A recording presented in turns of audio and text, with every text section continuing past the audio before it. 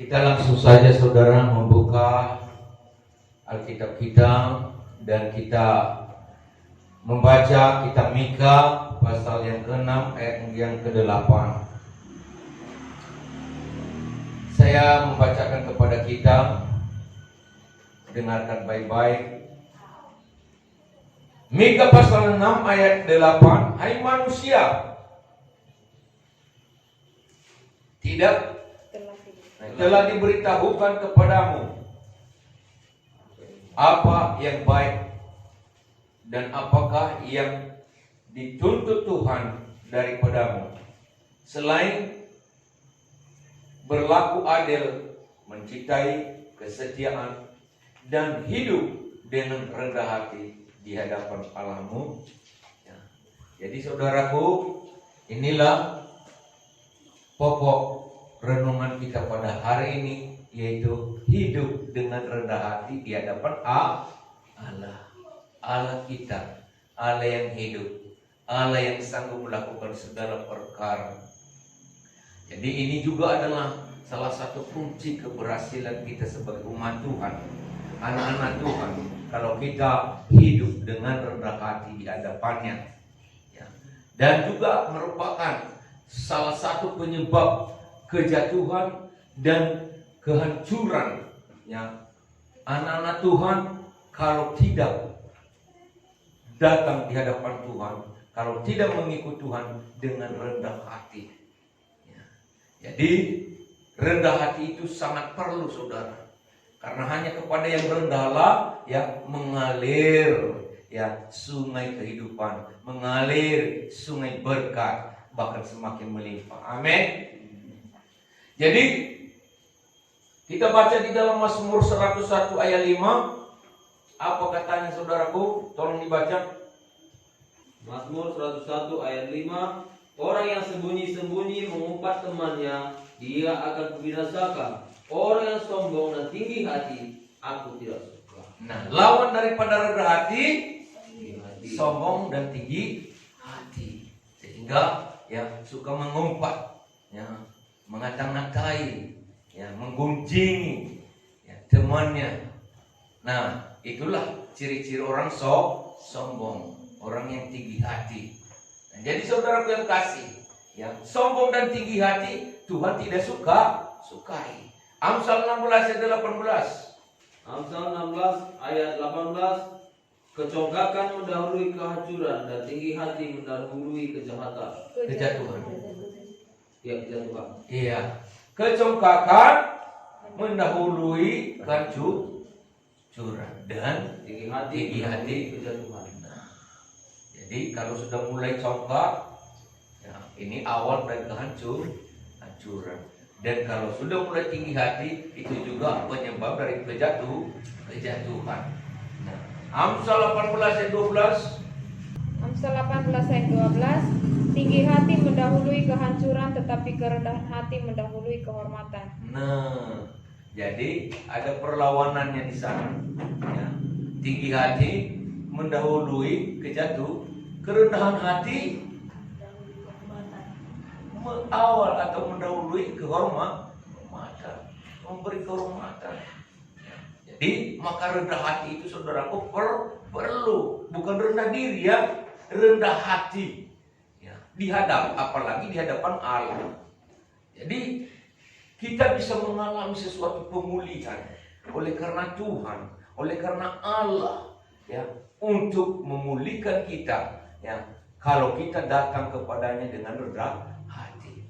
Ada saya ceritakan dalam Alkitab, ya, yang saudara mengalami sesuatu hampir gagal, ya, dalam kerinduannya untuk mengalami sesuatu kesembuhan, supaya mengalami pemulihan, tetapi hampir gagal karena dia mempertahankan sesuatu yang kesombongannya, yaitu tentang Naaman. Kita baca saudara di dalam 2 Raja-Raja pasal 5 ayat 8 sampai ayat yang ke-14. 2 Raja-Raja pasal 5 ayat 8 sampai ayat 14. 2 Raja-Raja pasal 5 ayat 8 sampai 14. Demikian firman Tuhan. Segera sesudah didengar Elisa, abdi Allah itu, bahwa Raja Israel mengoyakkan pakaiannya, dikirimnyalah pesan kepada Raja, bunyinya, "Mengapa engkau mengoyakkan pakaianmu? Biarlah ia datang kepadaku, supaya tahu bahwa ada seorang nabi di Israel." Kemudian datanglah Naaman dengan kudanya dan keretanya, lalu berhenti di depan pintu rumah Elisa. Elisa menyuruh seorang suruhan kepadanya, mengatakan, "Pergilah mandi 7 kali dalam sungai Yordan, maka tubuhmu akan pulih kembali sehingga engkau menjadi tahir." Tapi pergilah Naaman dengan gusar sambil berkata, "Aku sangka bahwa setidak-tidaknya ia datang keluar dan berdiri memanggil nama Tuhan Allahnya, lalu menggerak-gerakkan tangannya di atas tempat penyakit itu, dan dengan demikian menyembuhkan penyakit kustaku. Bukankah Abana dan Parpar, sungai-sungai Damsik, lebih baik daripada segala sungai di Israel? Bukankah aku dapat mandi di sana dan menjadi tahir?" Kemudian berpalinglah ia dan pergi dengan panas hati. Tetapi pegawai-pegawainya datang mendekat serta berkata kepadanya, "Bapak, seandainya nabi itu menyuruh perkara yang sukar kepadamu, bukankah Bapak akan melakukannya? Apalagi sekarang ia hanya berkata kepadamu, 'Mandilah dan engkau akan menjadi tahir.'" Maka turunlah ia membenamkan dirinya 7 kali dalam sungai Yordan, sesuai dengan perkataan abdi Allah itu. Lalu pulihlah tubuhnya kembali seperti tubuh seorang anak, dan ia menjadi tahir. Nah, Naaman adalah seorang panglima Aram. Ya. Dia pernah berperang ya, melawan orang Israel, ya, melawan orang Yahudi. Nah, saudara yang kekasih, ketika suatu saat dia digerogoti oleh satu penyakit yang namanya kusta. Dan dia dengarkan saudara ya, bahwa di Israel pula ada seorang nabi yang bisa menyembuhkan penyakit kustanya. Nah, oleh itu saudara, untuk pergi ke Israel maka dia harus mengurus surat-surat ya, surat perjalanan. Singkat cerita saudara ya, diberi urusnya surat-suratnya, diperlengkapinya segala bekal dalam perjalanannya, bahkan termasuk ya biaya pengobatannya menurut pandangannya. Ini adalah seorang panglima, lalu pergi ke Israel. Dia datang kepada Raja Israel, tetapi Raja Israel curiga, iya, ada apa pula ini? Si Naaman ini mau datang kepadaku, ini pasti cari gara-gara. Ya, pasti cari gara-gara. Ini mau memancing perang lagi nih. Ya, masa dianggapnya saya bisa menyembuhkan? Tahu-tahu saudara, didengar oleh Nabi Elisa. Dan Elisa berkata kepada Raja Israel, "Jangan takut, suruhlah dia datang kemari, supaya dia mengerti bahwa di Israel ada seorang nabi yang sanggup menyembuhkan segala penyakitnya." Nah saudara, singkat cerita, disuruhlah Naaman ini ke rumah Elisa ya. Dan sampai di depan rumah Elisa, maka Elisa yang menyuruh pembantunya untuk menemuinya dan mengatakan kepadanya, "Baiklah ya, supaya engkau sembuh, benamkanlah dirimu di sungai Yordan ya, sebanyak 7 kali." Apa yang terjadi saudara tadi? Dikatakan Naaman, masa aku sebagai seorang panglima disuruh pulang mandi 7 kali, membenamkan diri di sungai Yordan yang kotor? Kalau hanya dengan itu saja, tadi di kampungku, di lingkunganku, kan banyak sungai yang bagus, air yang jernih. Apa katanya tadi saudara? Sungai apa namanya? Abana, Parpar, ya, segala macamnya. Dia mengingat keadaannya yang oke. Ya. Apalagi dia mengingat, menyadari bahwa dia adalah seorang panglima, masa disuruh-suruh. Ya. Tetapi saudara, ya, dia membalikkan diri karena dia menjadi gusar dengan panas hati. Ya. Saudara yang kekasih, datanglah ajudannya dan berkata, "Oh Bapak, karena Nabi Elisa hanya menyuruh kamu mandi, membenamkan diri 7 kali, kan bukan hal yang berat. Kalau sesuatu yang berat pun tadi demi untuk kesembuhan penyakitmu, pasti kamu mau. Apalagi ini hanya hal yang sepele, masalah membenamkan diri. Nah, jadi saudaraku yang kasih, syukurlah ya. Naaman mendengarkan hal itu dan dia mengikuti anjuran untuk membenamkan diri di Sungai Yordan selama sebanyak 7 kali. Apa yang terjadi tadi, saudara? Tubuhnya dipulihkan dari penyakit kustanya. Bahkan dia memiliki tubuh seperti tubuh anak bayi. Ya. Mulus. Dia menjadi tahir, sembuh seutuhnya. Nah, saudaraku yang kekasih, inilah ya yang Alkitab tadi katakan kepada kita bahwa hanya dengan kerendahan hati kita bisa mengalami sesuatu pemulihan dari itu Tuhan. Kalau kita mempertahankan ya keadaan kita, posisi kita, situasi kita dalam mengikuti Tuhan, ya, situasi kehidupan kita yang sudah oke, ya, maka kita tidak dapat mengalami mujizat Tuhan. Tidak akan terjadi sesuatu perubahan apa-apa daripada kuasa Tuhan. Maka kita, saudaraku yang kasih, ketika kita datang kepada Tuhan harus dengan rendah hati, harus patuh, harus taat. Ya. Memang selalu apa yang dikatakan Tuhan itu, apa yang diajarkan Tuhan itu, apa yang difirmankan Tuhan itu, ya secara logika manusia selalu bertentangan. Kebiasaan-kebiasaan manusia selalu bertentangan dengan apa yang ditekankan, dianjurkan, diperintahkan oleh Tuhan itu. Tetapi saudara, demi untuk kebaikan kita. Apa tadi kata lagu pujian daripada saudari kita yang mempersembahkan pujian di depan ini? Kalau Tuhan izinkan sesuatu terjadi, itu untuk mendatangkan kebaikan. Kadang kita kan tidak sadari, kadang kan kita tidak tahu.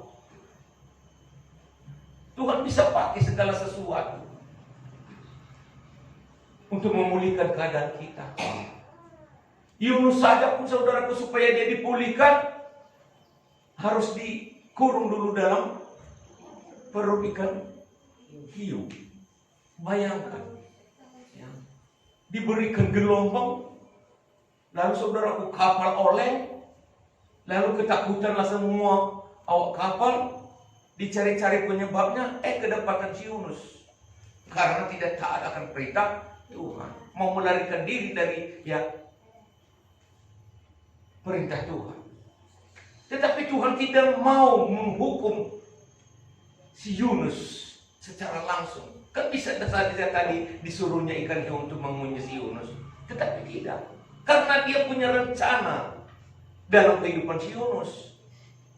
Yunus ini, saudaraku, ada sesuatu berkat yang tersembunyi, mutiara yang tersembunyi di dalam dirinya.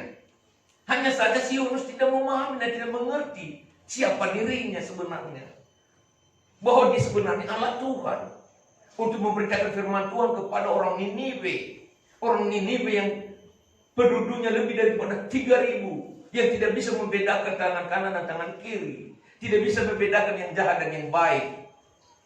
Tuhan ingin memakai si Yunus ini supaya terjun ke sana, tetapi tidak suka si Yunus mengikutinya. Tetapi ada saja cara Tuhan, ada saja cara Tuhan untuk memulihkan dia, supaya dia bisa menyadari keadaannya. Maka saudara yang kasih, ya, dibuanglah si Yunus ke laut, lalu disambutlah oleh ikan hiu. Bukan dikunyah, tapi hanya ditelan. Haleluya. Lalu di dalam ikan hiu selama 3 hari dan 3 malam itu, Yunus meratap. Yunus bermasmur kepada Tuhan. Andaikan aku, Tuhan, bisa sampai ke pantai, dilepaskan dari lumut-lumut yang melilit aku ini, maka aku akan mengikuti perintah-Mu. Wah, Tuhan mendengar. Lalu Tuhan mudah bagi dia untuk menyuruh ikan hiu untuk memuntahkan si Yunus ke tepi pantai. Lalu Tuhan berfirman lagi yang kedua kalinya, untuk kedua kalinya kepada Yunus. Yunus, pergilah. Maka nanti kita baca, kalau kita baca, saudaraku, sampai ketiga kalinya, barulah si Yunus sampai ke kota Niniwe, dan benar-benar kota Niniwe bertobat. Ada rencana Tuhan. Kalau Tuhan melakukan segala perkara yang mungkin menyulitkan dan menyakitkan, itu saudara yang kasih, Tuhan izinkan demi ya, penggenapan daripada apa yang Tuhan rencanakan dalam kehidupan kita, di dalam diri kita, satu dengan yang lain. Amin, saudara yang kasih. Ya. Nah, jadi kita tidak boleh mengelak apa yang Tuhan telah tetapkan. Ya, marilah kita dengan rendah hati menerimanya. Dengan rendah hati menerimanya. Selalu saja perbanyak syukur kepada Tuhan dalam segala perkara.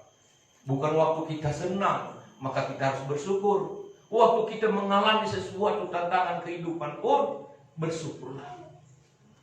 Ya, kami bersyukur Tuhan, karena Engkau ada bagi kami sebagai Tuhan yang hidup, Tuhan yang luar biasa, yang sanggup mendengarkan doa kami, yang sanggup menjawab segala persoalan kami.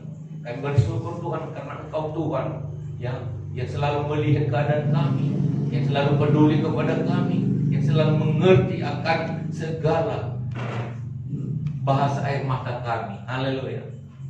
Nah, saudara yang kekasih, mujizat tidak bisa terjadi bagi orang yang tinggi hati, bagi orang yang sombong. Kita baca di dalam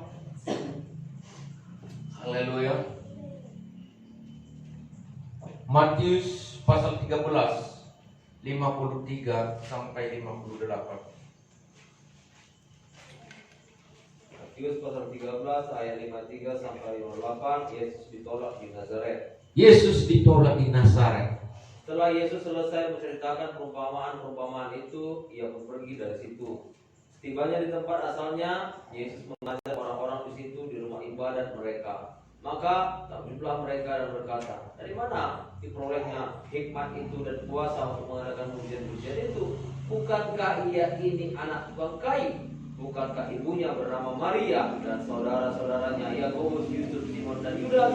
Dan bukankah saudara-saudaranya yang perempuan semuanya ada bersama kita? Jadi dari mana diperolehnya semuanya itu? Lalu mereka kecewa dan menolak dia. Maka Yesus berkata kepada mereka, seorang nabi dihormati di mana-mana kecuali di tempat asalnya sendiri dan di rumahnya.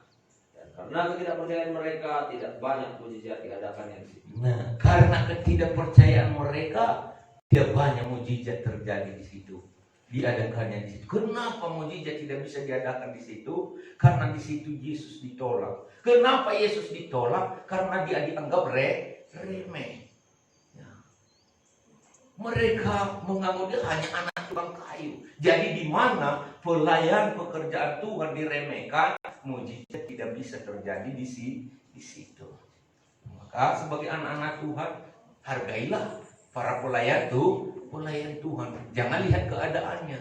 Jangan lihat sebagai orang yang congkak, orang yang tinggi hati, orang yang sombong, membanding-bandingkan diri kita dengan pelayan pekerjaan Tuhan.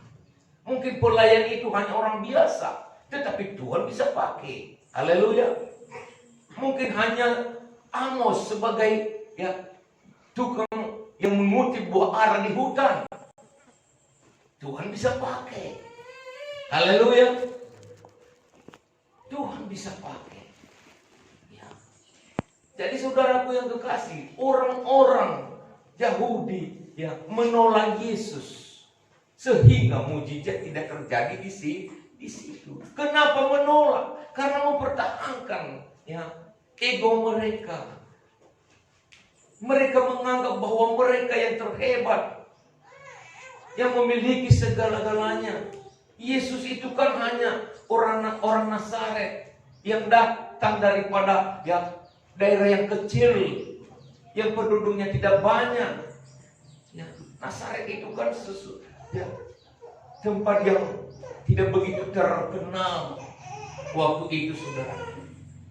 Nah, bahkan sebagai yang lahir dari keluarga Yusuf, sebagai Yusuf yang adalah sebagai seorang tukang kayu, banyak hal-hal yang timbul dalam hati dan pikiran mereka. Saudara-saudara mereka, saudara-saudaranya juga ada pada kita. Dan kita lihat keadaan mereka satu persatu. Mereka selalu memiliki sesuatu pikiran yang negatif terhadap kehadiran Yesus di tengah-tengah mereka. Sehingga karena ketidakpercayaan itu saudara, mujizat tidak terjadi di sana. Maukah kita mengalami mujizat dalam keluarga kita? Maukah kita mengalami mujizat dalam kehidupan kita? Kita dengan rendah hati datang kepada Tuhan. Tidak peduli siapa yang melayani kita. Siapakah dia yang mengajar kita tentang firman Tuhan. Tetapi mari kita datang dengan rendah hati kepada Tuhan. Naaman tadi juga saudara tadi hampir tidak dapat mengalami pemulihan. Karena cara berpikirnya, kalau hanya soal mandi tadi, di kampungku kan lebih bagus airnya dibanding di Israel. Sungai Yordan yang agak kotor, kekuning-kuningan. Kan begitu ya. Maka dia membalikkan diri dengan gusar dan panas hati, ingin pergi. Untunglah ada ajudannya yang mengingatkan. Itu kan hal sepele, Bapak. Kalau hanya benamkan diri mau mandi saja, disuruh 7 kali, apalah beratnya. Seandainya pun berat tadi disuruh Bapak itu, kan demi untuk kesembuhan Bapak, kan bisa Bapak ikuti, bisa Bapak lakukan. Ini hanya mandi 7 kali, membenamkan diri. Lalu dia mengerti dan sadar, oh iya ya. Dan dia mengikutinya, dan terjadi mujizat. Haleluya. Iya. Maukah kita datang di hadapan Tuhan dengan rendah hati? Ini adalah kunci supaya kita semakin dipulihkan, semakin diberkati. Ada saja masalah problema yang kita hadapi masing-masing dalam kehidupan kita pribadi, lepas pribadi. Tetapi untuk bisa kita mengalami sesuatu pemulihan, datanglah dengan rendah hati kepada Tuhan. Kisah Rasul 2, 42 dan 43. Kalau mau baca.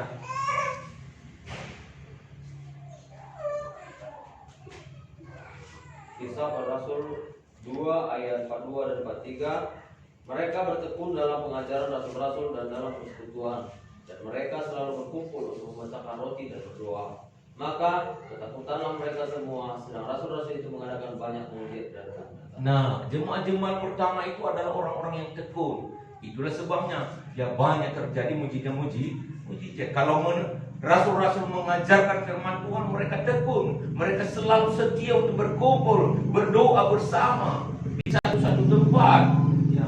Mereka tidak membangkang, mereka tidak mengatakan untuk apalah, terlalu setia beribadah, untuk apalah, terlalu rajin ke gereja, untuk apalah, terlalu banyak waktu untuk berkumpul bersama. Tetapi inilah yang dilakukan oleh umat Tuhan pada zaman pergerakan Kristen pertama.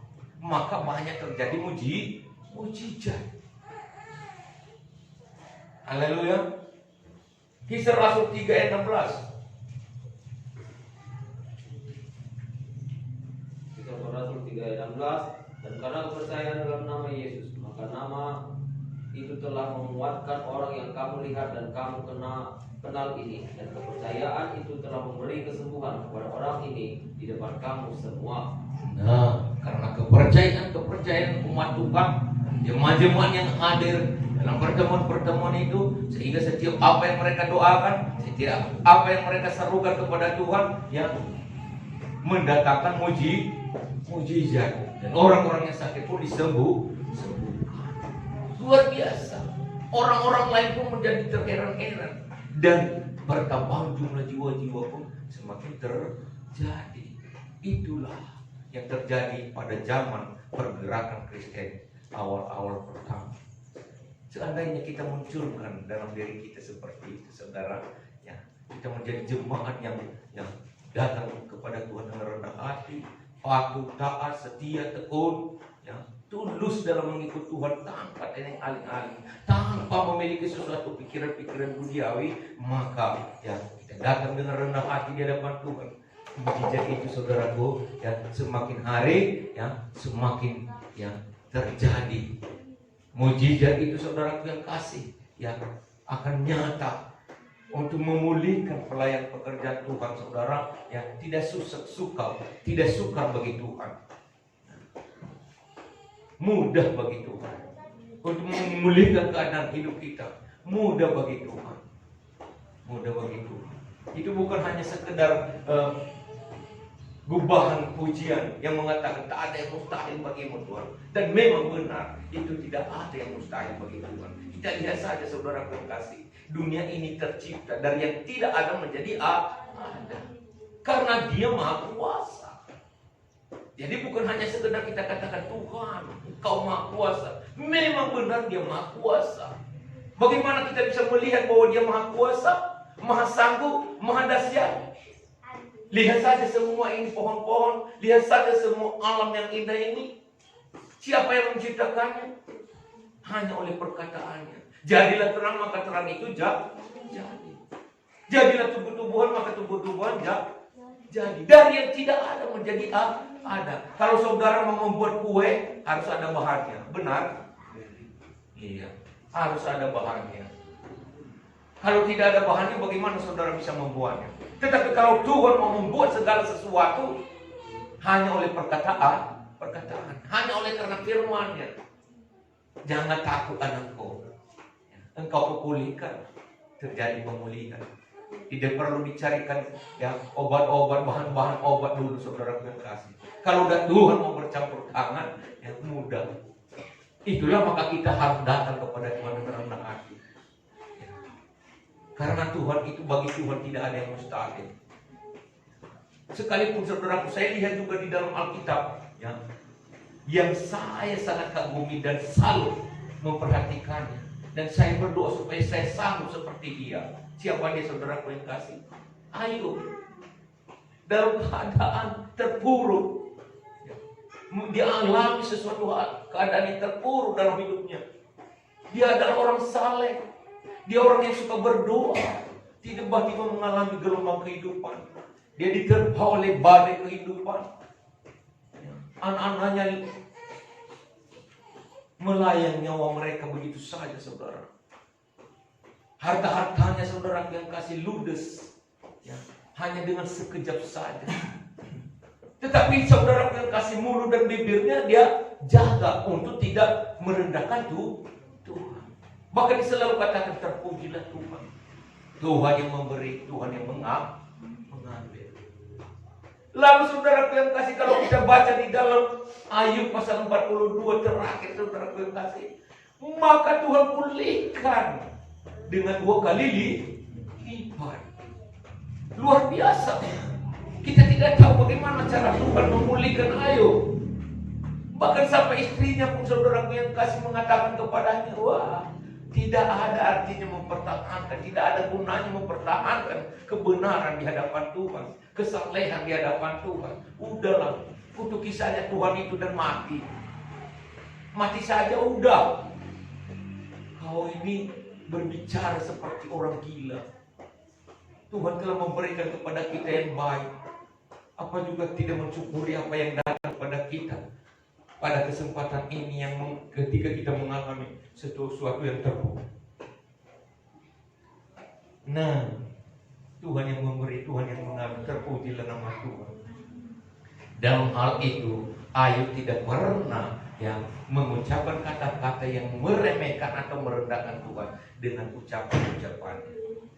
Nah, itu maka kita saudara yang kasih, ketika kita sebagai anak Tuhan, sebagai pengikut Tuhan, mari ya, selalu rendah hati di hadapan Tuhan. Jangan katakan, engkau tidak mengerti keadaan Tuhan. Tuhan mengerti. Hanya Tuhan melihat respon kita terhadap dia, itu saja. Tenang saja saudara pembawaan kita. Datang kepada Tuhan, inilah yang terjadi. Kunci diri. Ya, kunci diri di dalam kamu. Kadang-kadang tidak ada juga gunanya saudara kita mengeluh atau mengutarakan sesuatu pergumulan kita kepada orang lain ya, apalagi di media sosial. Saya lihat itu saudara yang kasih di media sosial ya, bahkan yang sudah namanya pendeta juga selalu mengutarakan ya, Oh Tuhan, inilah keadaanku. Itu media sosial. Kalau mau mengutarakan kepada Tuhan, kunci diri dalam kamar, menangislah di hadapannya, berceritalah kepadanya, panggillah dia, panggillah dia, Abba Bapa, ku yang baik. Haleluya. Berpuasalah. Engkau Tuhan sumber pertolonganku. Saya hidup seorang diri dan tidak ada yang membela aku. Tidak ada yang dapat saya andalkan dalam hidup ini. Hanya Engkau Tuhan. Katakan kepadanya, ya, dengan empat mata bersama Tuhan. Hanya saudara yang tahu dan Tuhan. Katakan kepadanya dengan rendah hati, berlutut, angkat tangan di hadapannya. Bapa, Engkau adalah jawaban atas segala pergumulan yang saya hadapi. Tidak ada yang dapat membela. Engkau Tuhan pembelaku yang agung. Engkau Tuhan sumber pertolonganku. Engkau kota benteng kehidupanku. Maka Tuhan itu saudara yang kasih akan buat sesuatu karya yang indah untuk memulihkan kita dengan caranya, bukan dengan cara kita. Ada saja cara Tuhan memulihkan. Ada saja cara Tuhan untuk mengangkat kita. Amin, saudaraku. Iya. Yeremia pasal 9 ayat 23 sampai 24.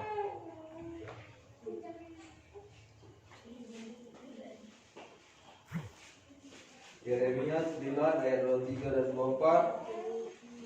Mengenal Allah adalah kebahagiaan manusia. Mengenal Allah adalah kebahagiaan manusia.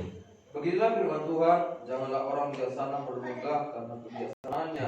Inilah firman Tuhan, jangan orang bijaksana bermegah karena kebijaksanaannya. Janganlah orang kuat bermegah karena kekuatannya. Jangan orang kuat bermegah karena kekuatannya. Jangan orang kaya bermegah karena kekayaannya. Jangan orang kaya bermegah karena kekayaannya. Tapi siapa yang mau bermegah? Tapi siapa yang mau bermegah? Baiklah bermegah karena yang berikut. Baiklah yang bermegah karena yang berikut. Bahwa ia memahami dan mengenal aku. Bahwa ia memahami dan mengenal aku. Bahwa akulah Tuhan yang menunjukkan kasih setia. Bahwa akulah Tuhan yang menunjukkan kasih setia. Keadilan dan kebenaran di bumi. Keadilan dan kebenaran di bumi. Sungguh semuanya itu kusukai. Sungguh semua itu kusukai. Demikianlah firman Tuhan. Nah, kepada siapa kita bermegah, saudara? Dengan bagaimana kita bermegah? Dengan pengenalan kepada Tuhan. Bukan karena kekuatan kegagahan kita, bukan karena kepintaran kebijaksanaan kita, bukan. Ya. Kebijaksanaan manusia bisa berubah sekejap. Kepintaran manusia bisa bobrok sekejap. Ya. Menjadi linglung, pikun, dan tidak ingat apa-apa lagi. Kan begitu ya? Kan kita lihat orang-orang yang hebat berkata-kata, tiba-tiba udah stroke. Tangannya sudah mulai gemetaran, mulai jalan dengan gemetaran. Mau bicara kepada dia pun kita tidak mengerti lagi. Padahal waktu dia sedang jaya-jayanya, ya kita lihat, ya wah banyak saja, ya kamus-kamus bahasanya yang merendahkan kita. Tetapi saudaraku yang kasih ini, ya, bisa saja terjadi. Itulah maka dikatakan, kalau mau bermegah jangan bermegah karena kebijaksanaan. Biarlah orang bijaksana, jangan bermegah karena kebijaksanaan. Biarlah orang hebat, orang kuat, jangan bermegah karena kekuatannya. Kekuatan orang yang juga punya kekayaan, jangan bermegah karena kekayaan. Tetapi bermegah karena mengenal Tuhan. Karena mengenal Tuhan. Kita bermegah, saya bermegah karena mengenal Tuhan. Apakah saudara bermegah karena mengenal Tuhan? Karena Tuhan itu adalah yang menciptakan segala sesuatu yang baik di bumi. Dan itulah yang Tuhan suka. Kan itu katanya tadi saudara. Boleh saja kita memiliki kebijaksanaan, tidak salah. Kita menjadi pintar, tidak salah. Kemudian maka kita sekolah. Boleh saja kita memiliki kehebatan, rajin bekerja. Boleh kita mencari harta dan kekayaan saudara. Tetapi itu saudara gue kasih hanya bunga-bunga kehidupan. Haleluya. Bunga-bunga kehidupan. Kalau kita bermegah, biarlah kita lebih bermegah karena Tuhan. Banyak orang tidak bermegah karena Tuhan. Tidak merasa bangga karena dia menjadi pengikut Tuhan. Bahkan banyak menjadi malu menunjukkan dirinya sebagai pengikut Tuhan. Ya. Malu memuji Tuhan, malu berdoa, malu menyembah Tuhan. Lalu siapa yang patut dipuji dan disembah yang terbaik untuk disembah? Patung? Bukan, Tuhanlah. Haleluya. Kalau orang-orang animisme saja berani menunjukkan dirinya sebagai penyembah patung, kok kita sebagai yang mengenal Tuhan yang hidup tidak mau berani membela dan menyembah kepada Tuhan, mengeluarkan suara kepada Tuhan? Tuhan, hanya Engkau yang terbesar, tidak ada seperti Engkau. Sama seperti kata Obadya, tidak ada Allah yang seperti Engkau, adalah Allahku. Haleluya. Katakan itu kepada, itulah yang disebut penyembahan. Selalu memuji-muji Dia.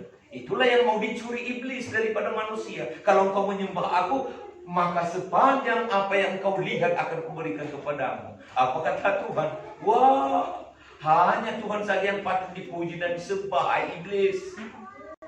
Iblis ini berjuang untuk mengalihkan penyembahan ini. Karena dalam mengikut Tuhan ini adalah yang terpenting penyembahan.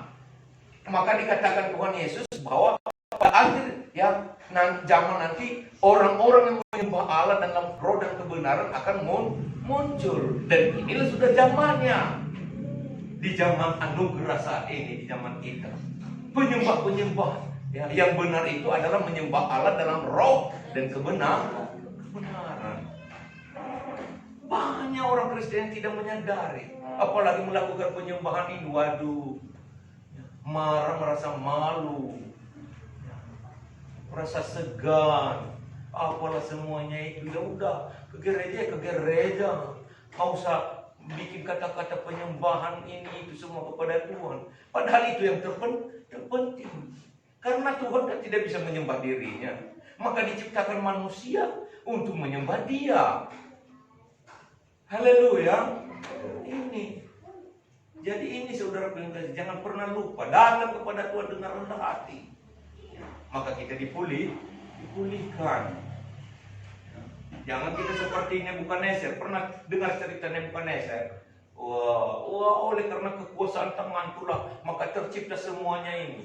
Dia pandang kota Babel, dia pandang segala karya-karyanya. Wah, aku ini yang terhebat. Tiba-tiba Tuhan berkata kepadanya, dari atas, engkau sekarang ini akan berubah menjadi binatang dan hidup di hutan di antara hewan-hewan dan tidak lagi ada di antara manusia.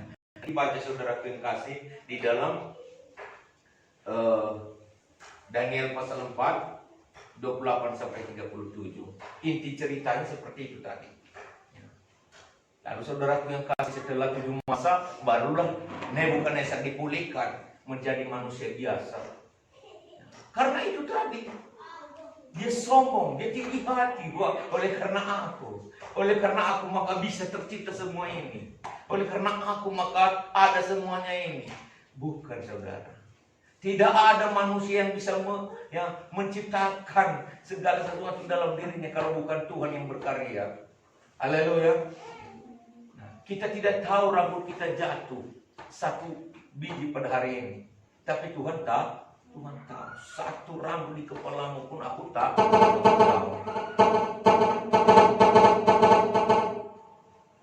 Haleluya. Jemaat di Laodikia juga saudara seperti itu juga. Mereka berkata, wah kami ini, kan mereka jadi suam-suam koko. Bisa berubah loh. Kesetiaan umat Tuhan karena kemajuan.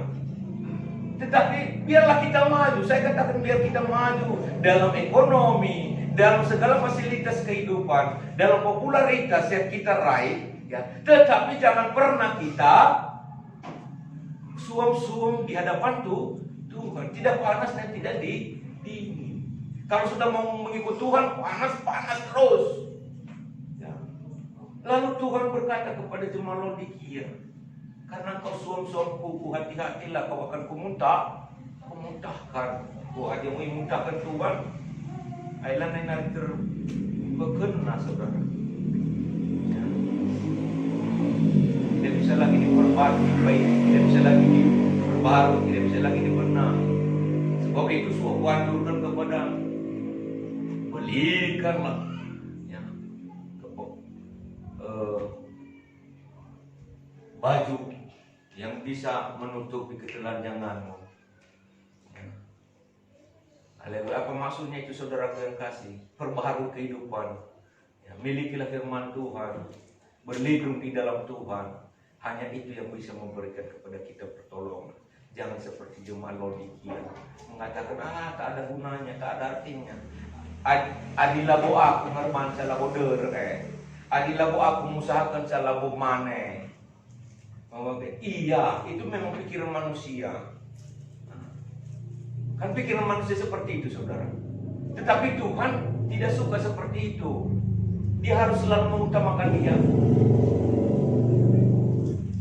Memang betul, kalau kita pikir-pikir secara manusia memang begitu. Kalau bukan tangan kita sendiri kita mainkan, ya, nggak mungkin bisa kita, ya, bukan ladang. Oke. Tetapi Tuhan berkata lain. Ya. Nah, Tuhan menginginkan kepada kita untuk selalu mengutamakan Dia. Sekalipun kita bukan ladang, amin. Sekalipun kita membangun rumah, kalau bukan Tuhan yang membangun rumah, sia-sialah orang yang membangunnya. Bisa menjadi tempat adu tinju di dalam, kan begitu. Tempat kekacauan bisa saja terjadi. Ada-ada saja. Tapi kalau Tuhan yang memberkati, walaupun saudara yang kasih sederhana, nyaman, tenang, bahagia. Amin. Karena itu saudara yang kasih. Jadi itulah maka di dalam kitab Yeremia tadi, ya, kalau ada orang yang bermegah, jangan bermegah karena kehebatannya. Hanya Tuhanlah yang tetap hebat. Tiada yang terhebat selain daripada Tuhan. Banggakan Tuhanlah, banggakan sajalah Tuhan. Ya. Tuhan itu Tuhan kita, Tuhan yang luar biasa. Kita banggakan saja Tuhan dalam hidup kita. Ya. Kita tinggikan saja Tuhan dalam kehidupan kita. Jangan kita, saudara yang kasih, meninggikan apa-apa, apalagi diri kita. Ya. Kalau ada yang mau bermegah, biar bermegah karena mengenal Tuhan. Dan itulah firman Tuhan yang Tuhan sukai. Puji Tuhan, saudaraku yang kasih, inilah renungan firman Tuhan buat kita pada kesempatan ini. Biarlah kita semakin hari semakin diberkati. Inilah sebuah tema khotbah untuk kita pada hari ini, yang hidup dengan rendah hati di hadapan Allah. Dan itulah salah satu yang mendatangkan mujizat pemulihan di kehidupan kita. Kita akan puja kita, saudara.